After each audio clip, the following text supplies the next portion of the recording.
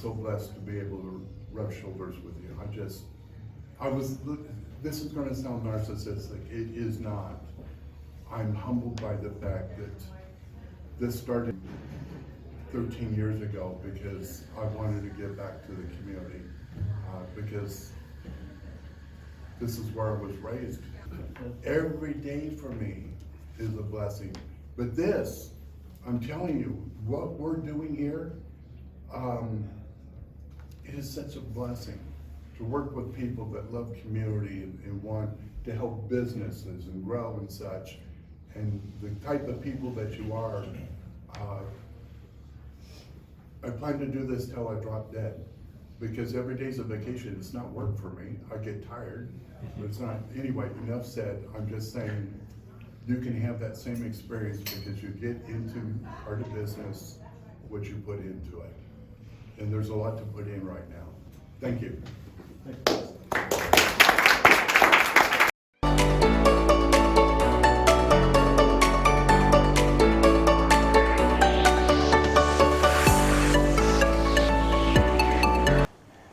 So I want to welcome everyone out today.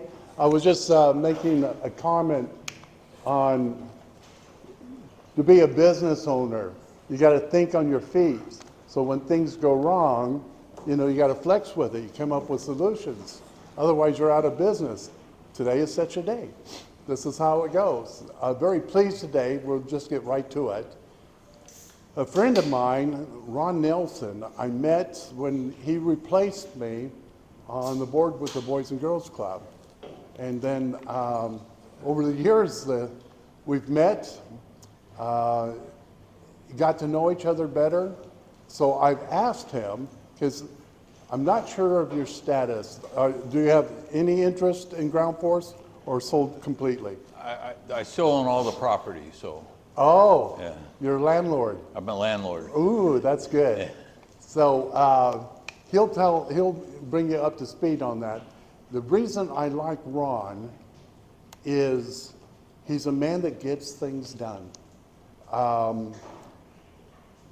If he sees a wrong, he doesn't accept that. And he's going to share a couple stories with you today.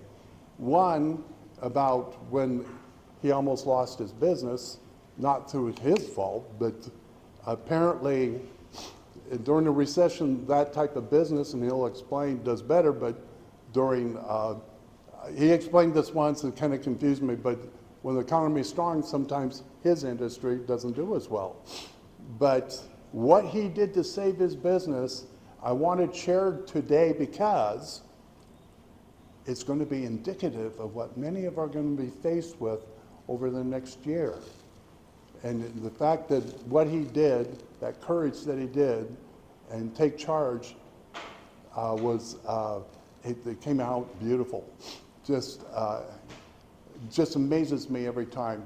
The second story I want him to share with us is the time that he needed welders, because that's his business. They're fabricators of mining equipment, huge mining equipment. And NIC had given up on that program. So he and other members of the community went into action and created K-Tech. How many people have heard of K-Tech? Pretty cool thing. And then that turned out also, you were involved in C-Tech as well? Yep. He'll tell those two stories, and then he has some things he wants to share. And I appreciate your patience today. There's lots to eat. You can tell how many people didn't show today that said so. Eat up. Thank you very much. Please welcome Ron Nilson. You have a mic. Do I need this? Yes. First of all, I don't speak any place where I don't take it for the importance of delivering a clear message and understanding. You're going to find out that I'm very opinionated. I've got crazy ideas and all that type of stuff. But what I really enjoy doing is to meet somebody where that they have a vision and then just sit down and talk with what their vision is. And so I'm going to go through a couple of slides to prepare. But one of the things that I'm very, very concerned about is, here's the heart of business, and then we need to figure out what are we doing today to start to protect our country and to protect the rights that we have in the future for our kids. So what I'm going to do today is I'm going to talk to you about this messed up old guy. I became old the day I got senior citizen payments, and I don't work anymore. What did I do for work? What do I believe about life and business? And can you separate those? And I know a lot of people that have suffered because they didn't know how to do the separation. Why do I serve my community and my country? I think it's the right thing to do. And also, was running a business easy? Piece of cake. Just get up in the morning, go there, walk around and come back and go home, and it just cures itself. It's unbelievable how easy that is. So this is the guy, shyest guy you'll ever meet. I got kicked out of school in the kindergarten, first grade, second grade, third grade, because if a teacher asked me a question, I wouldn't answer it. Because if I answered it and I answered it wrong, then I was an idiot. And so I was that kind of a person that had no self-esteem, no nothing.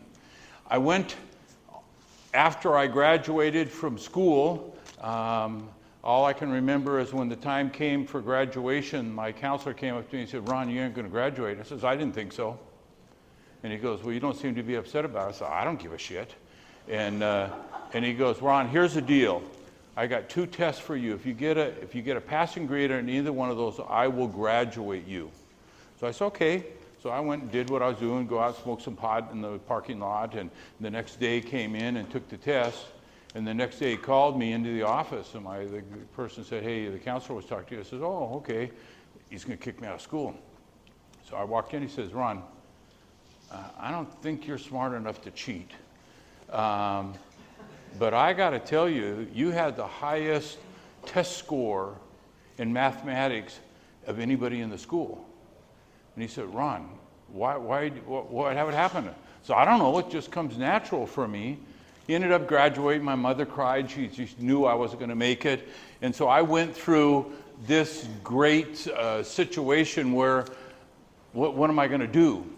So I went on to understanding more about what business was all about, worked my way into what I call the Great American Dream.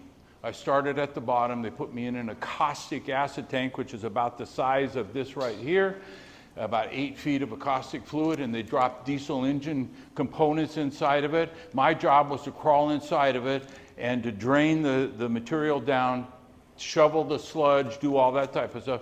Nobody bothered to tell me that if you spray that stuff all over your face and your body, you're going to get burnt. And the next day when I went to work, they said, "Man, are you okay?" I said, "Well, no, yeah, I guess so. I don't know what that stuff did to me." And they said, "Ron, you should wear a mask." And I said, "Well, thanks for telling me." But I tell everybody, I went from being the most insecure, one of the from a most dysfunctional home in the world. My sister died of a drug overdose. My brother died of a drug overdose, and I was a drug person. And so here you go into it, and then you see on the bottom, and then one time they come up and I got named Idaho, not just here in Coeur d'Alene, Idaho Businessman of the Year.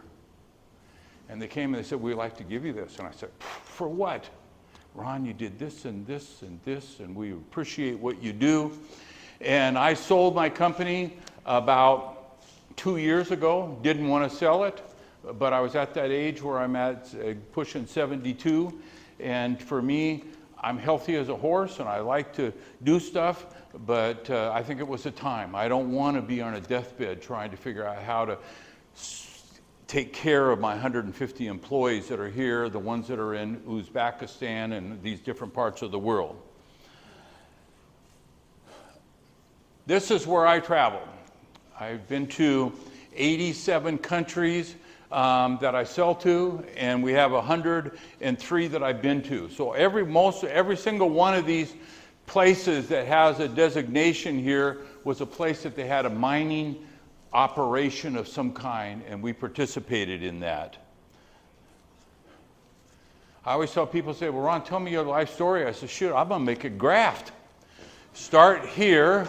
When you get born, you're about as good as you're going to get, and then you get transferred into a family that's all dysfunctional, so you go down, and then you go up, and then you get into drugs, and then you really get messed up, and then you meet a girl, and then you start dating her, and then you find out she's not a good girl, and we weren't good together, so it went back down, and it was this big roller coaster ride that went up and down and up and down. And one day, I went to a party, and it was smoking pot and doing that type of stuff, but I went to a party, and it was all girls, and it was all guy party and all girls party, so I said, "Ooh, okay, let's go.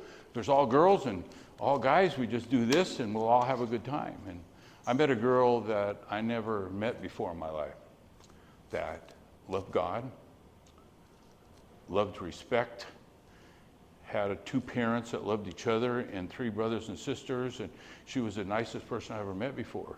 So needless to say, as I acted like I was capable of dating somebody like that, and went on to do that. So this was the time in my life where I met the girl, went up there, and so today you look at this cycle that you have, that you can always hang on to that is a chain around your neck, or that you can cast it and change it. And so for me, this was like this, what I call the roller coaster of life. Not the best year in business that I had one year. And so when you talk about people that are in business, they say, "Hey, how's business?" "Oh man, we're knocking it out of the park. We're making so much money. We're going to give away bonuses and all that type of stuff." Well, the year of 2003 was not a good year for me. I'd owned a business in Seattle, sold it, made some money, but built another business in Seattle, sold it, and then came over. If you know who Neil Dagerstrom is, one of the largest contractors in the United States, when he heard I sold, he called me up and said, "Nelson, what the F are you doing?" He says, "I'm in my new boat on the lake. What do you think I'm doing?" He said, you can't quit."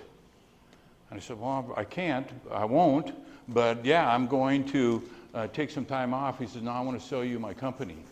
And they had a company here in town that was building components, mostly for construction and things like that, not the big stuff in the mining side, but I've been in the mining business. And so we ended up making a deal together and came here, but when the time got tough, and all of a sudden you're trying to figure out what you're going to do, you kind of go, what do we do next? What do we do? And so I got to a point where I had my bank call me, and if you ever get a call from your bank and you know that it's not good news, don't take it. This one was awful. I called up, and my agent that out of Spokane just said, "Hey, Ron, I got to talk to you. You got 30 days. We're going to call your note." I said, "Oh, that's funny. What am I going to pay you back with? I don't have no money. I'm putting it all in the business. I'm building it. We're having a downslide, and life is pretty tough right now." And he just said, "Ron, you're talking to the wrong person. We're going to pull this note." So he loves to hear the story. I used to hate to tell the story because I had to go home and face my wife and say, we're in trouble. We're not going to make it. I don't know what to do. So I went and brought all the people in and said, "Hey, we're in real trouble, and I'm not sure what to do, whatever. What do you guys think?" And they say, "Ron, you know what to do if you stop feeling sorry for yourself. Get up and let's go." Ooh, okay. I'm in. I'll go down fighting instead of just lay down. So first thing I did is I called all of my customers and I says, "Hey, I'm going to be on a trip for a while, and I'm going to come by and see you. Can you have a certain date?" And they said, "Yeah. Next thing you know, the customers were canceling orders, and it got worse and worse and worse. But my wife and I got together and said, let's go. And my wife got in the car, and before I left, I said, we're not getting in the brand new STS Cadillac that I have. We're going to drive that over. You follow me over to Seattle. I'm returning that. She said, well, times must be bad. And I said, yeah, they're awful. And I don't know what to do. I can make a car payment, or I can make a payment for one of my employees, but I can't do both. So we went there. I drove a 6-year-old Durango that I got, and we took off. And for 8 weeks, we ran to every single mining company that I could get to. And I'd walk in, and one of the guys said, hey, I'm in trouble, buddy. Anything you can do for me? And he goes, you're Diamonds and Cadillac Ron Nilson. What do you mean you need something? I said, no, it's rocks and old cars is what I am. And he says, well, Ron, come on in, let's talk about it. First person I call on says, well, tell me what you make again, Ron. He says, I know he makes the websites. So he said, hold on a second. And so I tell him what we make. He says, didn't we just buy a new 20,000 gallon water tank? And he said, yeah. He's talking to his purchasing agent. He said, well, who did you give the order to? Nah, cancel that order. I want you to give him a PO to this guy that's sitting in my office. And I said, you're kidding me. He said, no. It happened again. So it was a relationship that I'd built that I'd stopped necessarily going to because I was real busy. Turns out that I returned my Cadillac, and 8 weeks later, with a large order of work, and it started the comeback for us. That one time after 8 weeks, I thought, I can do this. One of the things I learned, I used to be, you can see right here, I used to be 275 pounds, and I didn't care. And I thought, Ron, you pride yourself on your self-commitment on what you're going to do for work and to take care of it. Let's start this. And so I built a goal that said for 1 year, I will not eat, drink, anything that's off there, and I'm going to exercise. And at the end of 365 days, I got up to my wife and I said, I've lost 70-something pounds and I'm probably too thin. But if I quit now, I'm worried that I might mess up and then go back. So I went another 2 years doing this, and I got my weight down, and people say, Ron, how do you keep that weight off? I said, man, I committed. I didn't say, I promise you I'll do with the best I can do. I said, I commit. Death do me part if I don't do that. And some people talk like that they can do that, but it's very, very difficult. But once you do it, then you have the power to influence the people around you and to be able to do what you need to do. Are you a leader? A leader. And everybody said, well, yeah, I am like that. I was reading through a book one time, and this came up, and it says, The Key to Leadership by John Quincy Adams. Our 6th president of the United States said it better than anybody in the world. And I tell people all the time that if your actions inspire others to dream, to learn, and do more, and become more, then you're a leader.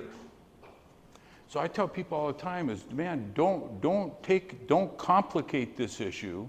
That if you're a leader, then you will follow this guideline that says that you're looking, and as a CEO and an owner of the company, I had responsibility to show these people that I can lead, but also that I'm compassionate.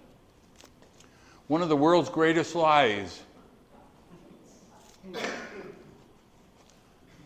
I'm with the government, and I'm here to help you.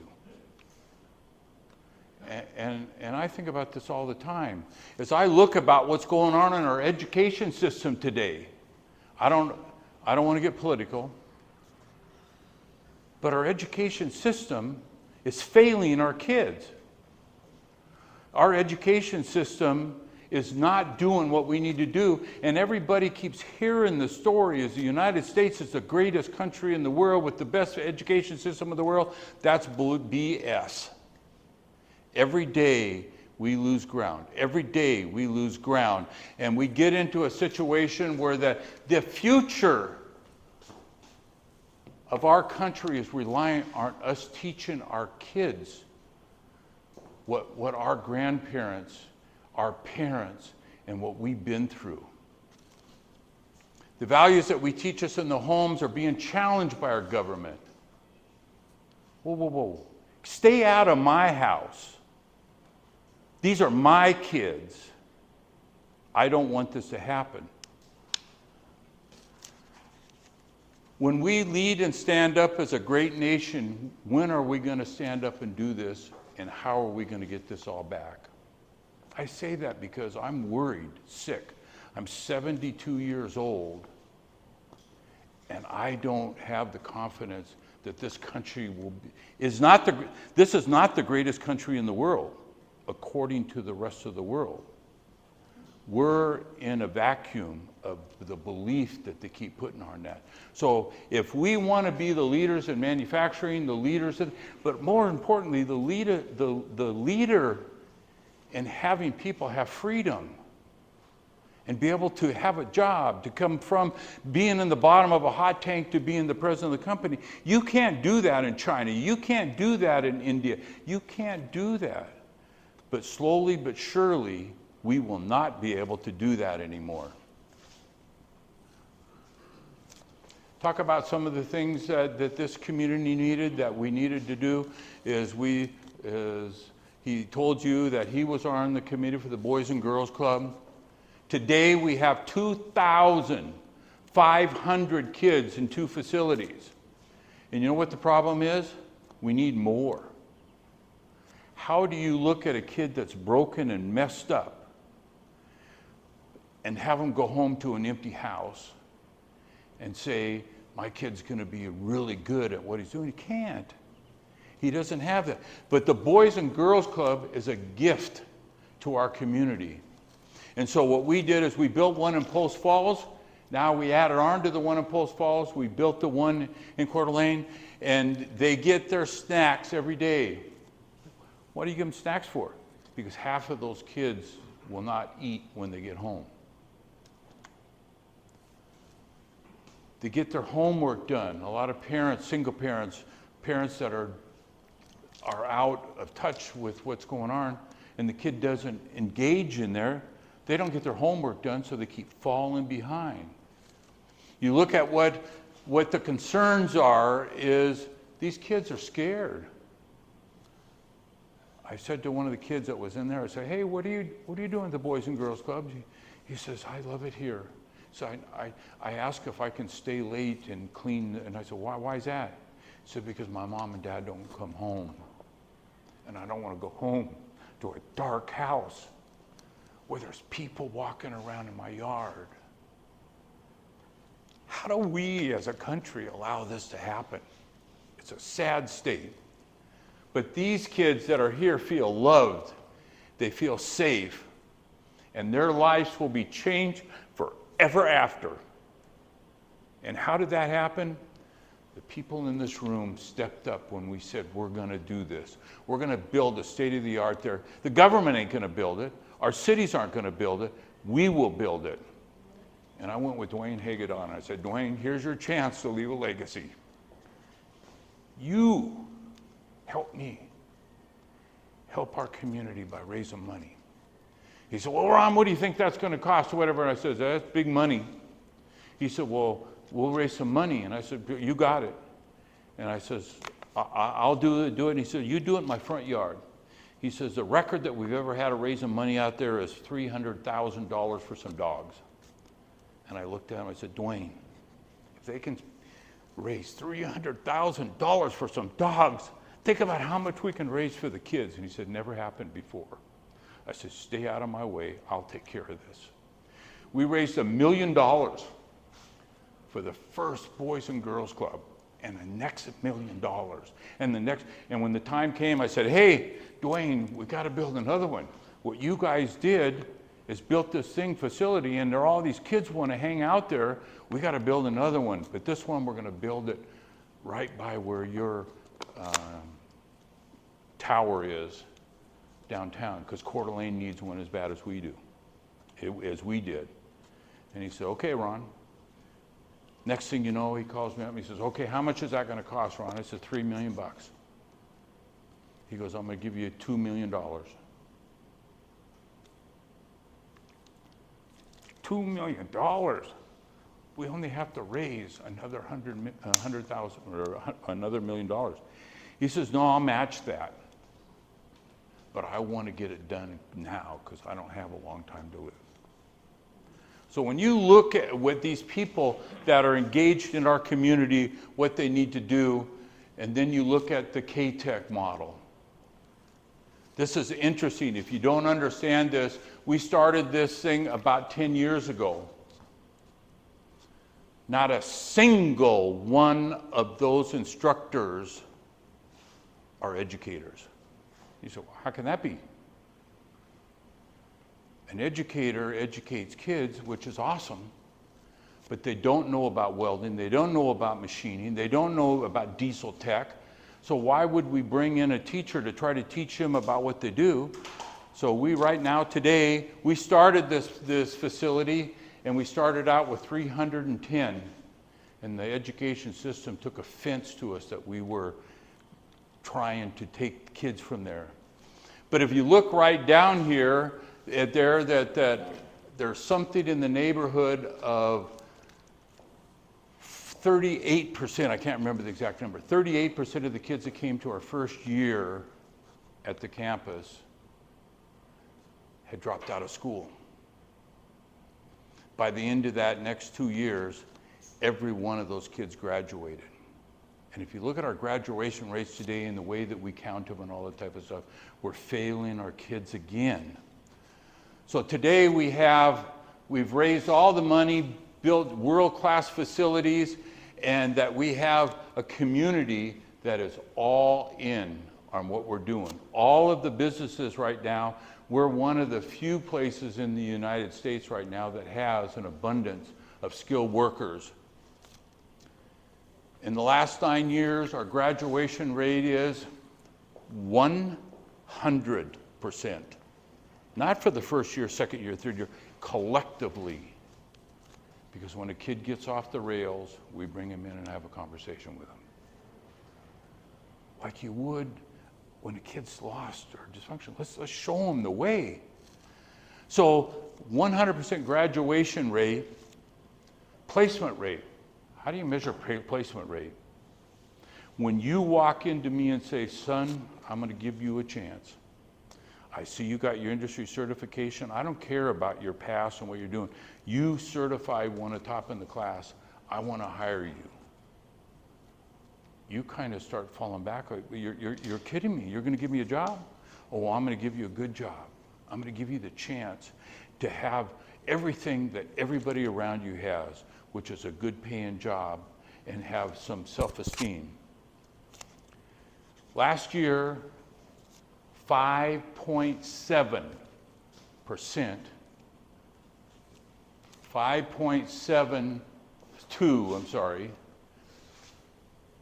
If you add all the kids, if you add the 620 kids that are in the program, and you go in and you say, how many job offers did you have? The average job offer in this school system was 5.72.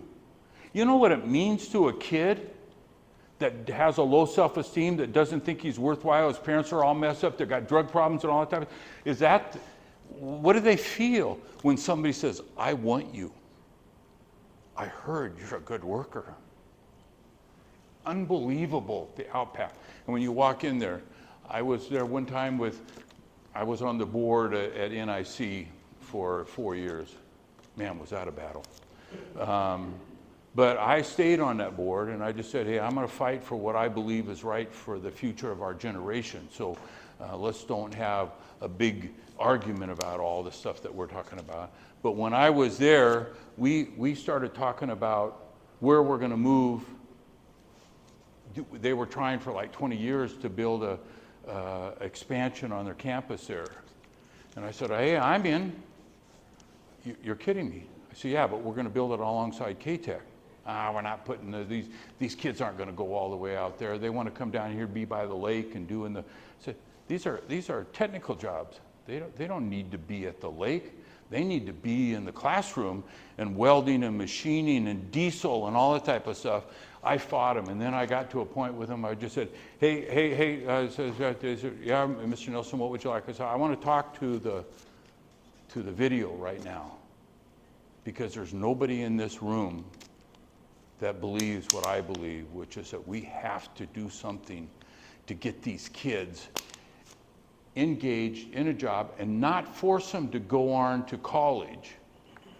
Because a lot of kids just need a hand up. They can make more money than a lot of people in 5 years if they get a skill and they get a job or whatever. So next thing you know, the NIC, we built it out there, and those two together feed each other. We share square footage. We do stuff together.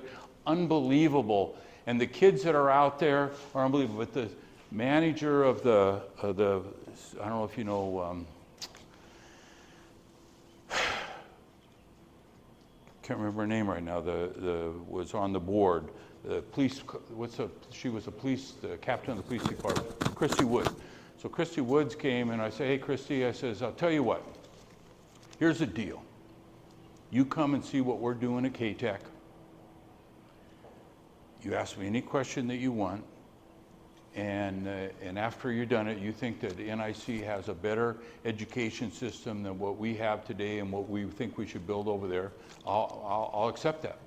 But if you've never set foot on that facility, how do you go out by saying, that's not where we want to put it? So she came, went there, and she said, well, explain to me. I said, I'm not explaining nothing to you. So I said, the instructor says, when you see the instructor, introduce yourself, and we'll go all the way around. We get all the way to the end of it, and she's going, wow, Ron, this is cool. These kids are engaged. They're fully invested in what's going on. She goes, wow, Ron. I said, watch this. I'll show you. I said, I do this all the time. Wait a little bit. She said, well, you do what? I said, well, you just wait. Here comes this girl, and she's walking into the office area there, and I said, excuse me for a second. I said, my name's Ron Nilson. I'm a chairman of the board here, and I said, this is Christy Wood. She's from the police department. I said, let me just ask you a question. Why are you here? Why are you getting an education here when you have these beautiful schools and all that type of stuff? She said, wow, it's going to be hard, but I'll tell you. My mom left me and my dad 5 years ago, and I've not seen her since. My dad's a flaming alcoholic and got a drug problem. What am I going to do? So I dropped out of school. I dropped out of school because I knew I was a loser. But you called me. I said, I called you. No, you called me. He said, don't quit. Don't you dare quit. I never met her before. And she says, now my dad and I are working together on his alcoholism and drug use. I'm going to graduate this year valedictorian of the nursing program. Not because I wanted to be a nurse, I wanted to be a diesel welder. But when I stood there in the classroom, as I walked around, I could hear my grandmother, who died 15 years ago, or 5 years ago, say, you can do this. You can do this. I was a nurse. You have the love and the compassion. And today she's one of the top in her class that was recruited, making big money. But nobody can do that without having somebody give them a hand up. Unique things about K-Tech, we talk about 17% of our kids that we get in class have already dropped out of school. We get them back in. All the teachers made their living in the skills. None of them are authorized teachers to do anything other than the skill that they're in. It's not theory, it's all industrial. No cell phones. You should see this. The first time I go there, the first year there, they call me and they say, Ron, we got a problem. I said, what kind of a problem? The mother's on the phone saying, you let my kid have the phone or I'm going to call the cops because you won't let me. I said, whoa, whoa, whoa. I said, give me your number. Call him and say, hi, I'm so Mrs. I'm there. And it says, what's the problem? My son told me he took the cell phones are not allowed in the classroom. I want to talk to my son when I went to it. I said, you can talk to your son anytime you want, but not on his cell phone. And she said, well, yeah, but that's my son, whatever. And I said, your son's in an automotive program where they got a 5-ton truck in the air and your phone rings and your son goes to do it. He hits the wrong button and he kills somebody. Is that what you want to see done? Well, that's not going to happen. I says, I know it's not going to happen because your choices today is that you respect your son that he doesn't have to have the phone or you pull him out of here. So today we have 0 cell phones in any classroom because there's so many of those classrooms that are dangerous. We share some of ours between NIC and there, the stories about the girl I just told you.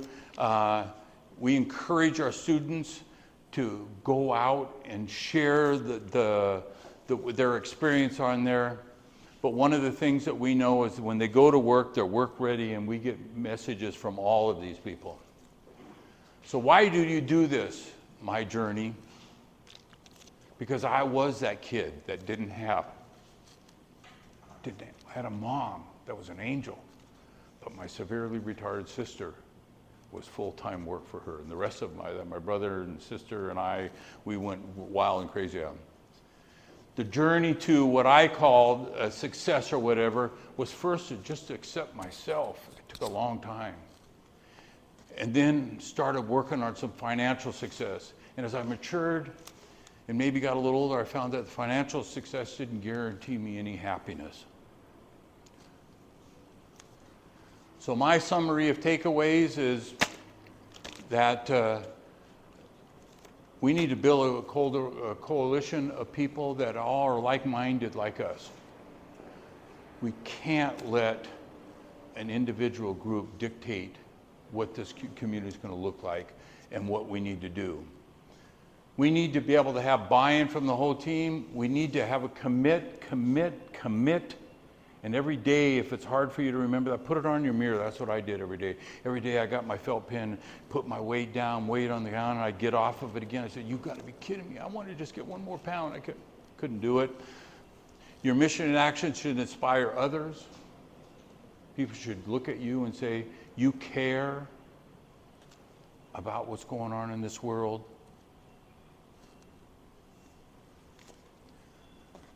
Is the United States of America today leading in education? The answer is not no, but hell no. We're falling and we're falling and we're falling. The United States isn't investing in human capital. What is human capital? That's the kids that we're raising, not the doctrine that they want to push on there. Our kids are all falling behind. They stay stagnant, and the U.S. test scores are some of the worst in our history. How can that be in our country? What does our taxes go to supply the needed education that our kids need? We have to stand up, participate in these schools so that these kids know not only from the teacher what they're supposed to be doing, but also from the parents.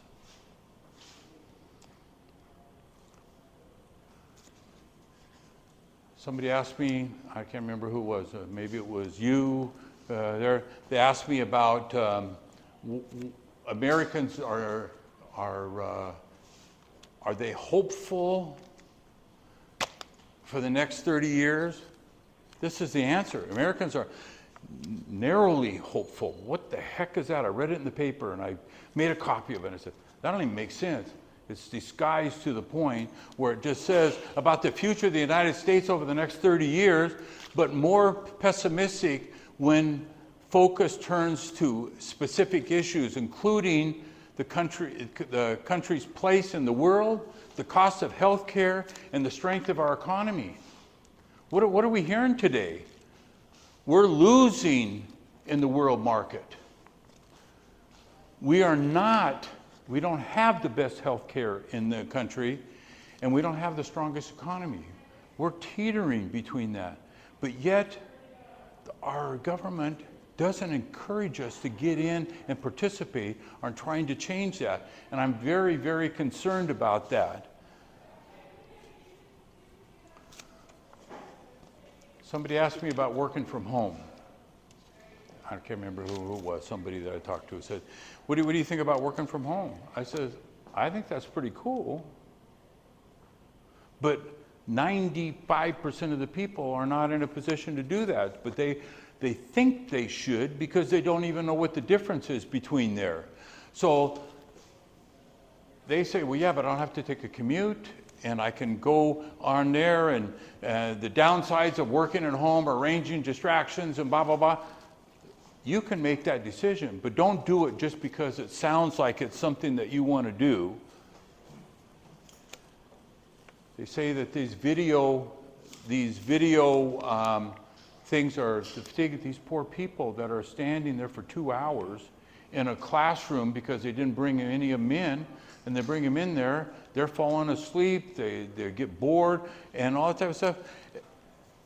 They need to be able to figure out what they can do to be able to provide their services, if it means to be in once a week, once a month, or wherever it is. But for us to turn down and have everybody that was working in an office to go back to home, I think it's a mistake, and interaction with people is one of the most important things that you can do. I got a thing from our friend here that says, shut up, Ron, you're done. But I tell you what is, I love where I live here in Idaho. I love the people that are part of this country, or this community in Idaho. And I would encourage anybody that has maybe got touched a little bit on, man, I didn't think about that, or I didn't do that, is that we as parents stand up and protect each and one of our kids. Ask them the questions. What did you learn in school? What do you do? What are they teaching you? And you'll find horror stories associated with that. And we don't need to expose our kids to that. I want to say thank you for your time, and God bless you all. Have a good one.